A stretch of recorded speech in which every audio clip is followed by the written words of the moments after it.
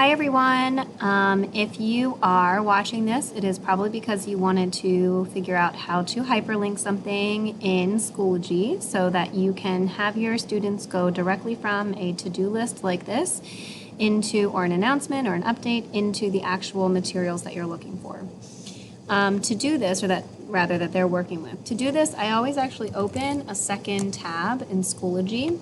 Just makes it easier so that I'm not having to navigate back and forth between my folders.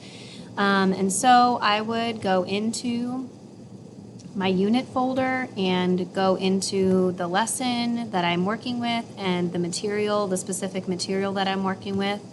And from there, you simply copy and paste the URL, and then you would come into your page and edit it, and simply go to the text that you would like to hyperlink, and you come up here to this icon that says link. Click on that, and then you paste that URL into the link or URL section and go ahead and hit insert.